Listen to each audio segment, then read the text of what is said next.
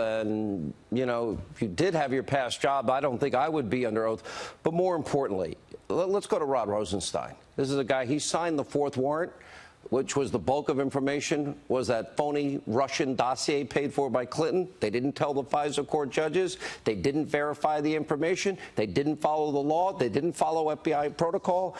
And Rod Rosenstein signed the last one, the third renewal, the fourth altogether. Your reaction?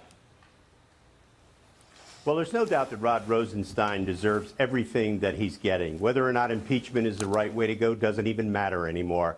Rosenstein, remember, didn't even read the final application. He had people explain to him what was in it. Rosenstein is the one responsible for the crisis that the president has faced in the Mueller probe. Without Rosenstein, there is no Mueller probe. He did it purposely to avoid having to make difficult decisions in a political investigation. He should be ashamed of himself. He's getting precisely what he deserves. But what's more important than that, Sean, is that you are watching a president of the United States who is astride the globe, and he is being assisted ably by a Secretary of State in full. We no longer have a namby-pamby foreign policy. We have a Secretary of State who today performed beyond any expectations any Americans could expect of a Secretary of State. I was amazed at Pompeo's performance, and I can tell you the president is really pleased, especially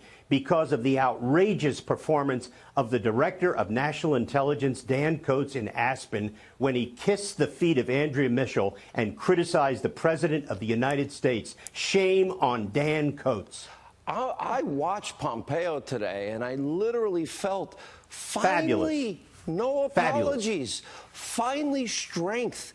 And he laid out all the things that the president, NBC, though, I think reported that he's an agent of Russia, is doing to Russia. But the irony, too, here is, look, we cannot ignore, I got to get your take on this FISA. Listen, if I lied to a FISA judge or I lied to any judge, you couldn't get me out of jail, as great an attorney as you are. If I did obstructed like Hillary, you couldn't get me out of jail. Over. What? Sean, this case is over. The FBI under Obama and the Department of Justice under Obama with John Carlin, the Assistant Attorney General for National Security, lied to the FISA court, hid material information from the FISA court. It is an outrageous abuse of power, and if Jeff Sessions and Rod Rosenstein have not begun a grand jury to investigate all the people involved in the phony dossier and everything involved on it, ultimately, when Mueller is done, Rosenstein and Sessions should be fired. This is a clear case of criminal law violation in the FISA application. It was clearly a fraud committed on the FISA court, and it is beyond belief that nothing publicly known has been done to hold accountable everybody involved in the signing of those applications to the FISA court.